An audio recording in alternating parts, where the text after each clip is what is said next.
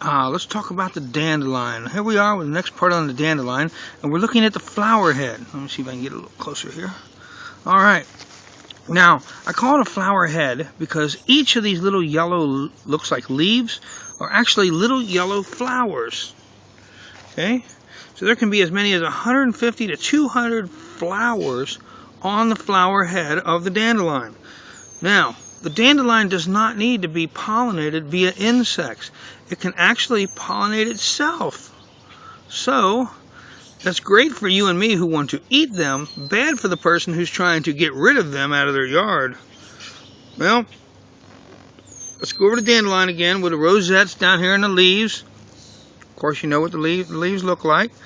Now, the stem can be anywhere from, 4 inches to 33 inches is what I think the world record is for a dandelion stem.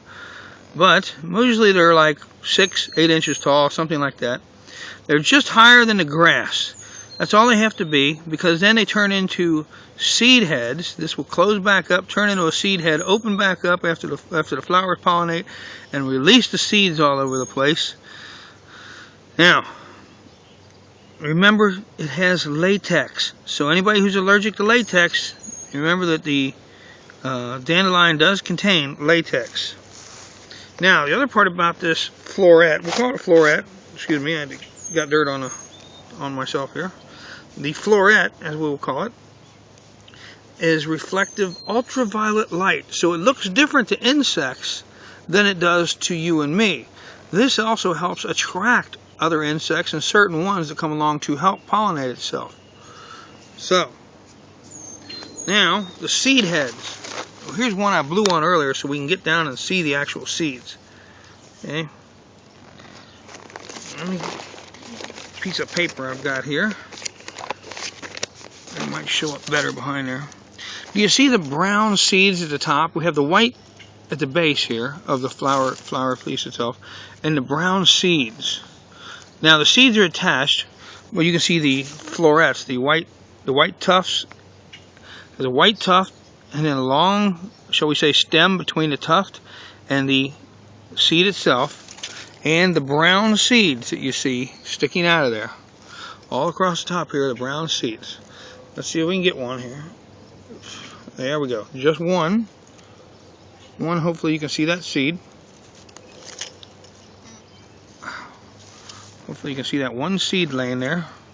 Now that seed has little barbs, like a fish hook, sticking out of it. Now they're too small for you and I to see or feel, but what that helps it do is when these are dispersed and fly around, that helps it when it lands to work its way in. As the top fluffy part rots off, the seeds stick into the ground and stay there.